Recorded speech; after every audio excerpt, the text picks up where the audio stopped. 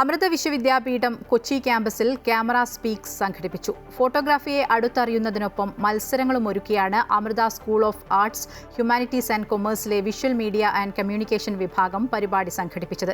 പരിപാടിയുടെ ഭാഗമായി കുട്ടികളും അധ്യാപകരും പകർത്തിയ ചിത്രങ്ങളുടെ പ്രദർശനവും ഉണ്ടായിരുന്നു. ക്യാമറ സ്പീക്സിൽ ചലച്ചിത്രതാരം വിഷ്ണു ഉണ്ണികൃഷ്ണൻ മുഖ്യ അതിഥിയായി.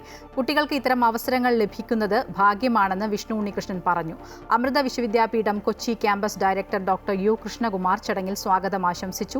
വിഷ്വൽ മീഡിയ ആൻഡ് കമ്മ്യൂണിക്കേഷൻ വിഭാഗം മേധാവി doctor S Dinesh Babu, Gokulan Venugopal, assistant professor M A Krishnakumar എന്നിവർ ചടങ്ങിൽ സംബന്ധിച്ചു. മനുഷ്യന്റെ ഭാവി കാലം റോബോട്ടുകൾ എങ്ങനെ കൈയടക്കും എന്ന ആശയത്തിലൂന്നി വിദ്യാർത്ഥികൾ നിർമ്മിച്ച സെറ്റും പഴയകാല ചായക്കടയുടെയും സ്വീകരണ മുറിയുടെയും മാതൃകകളും ക്യാമറ സ്പീക്സിൽ ശ്രദ്ധ നേടി.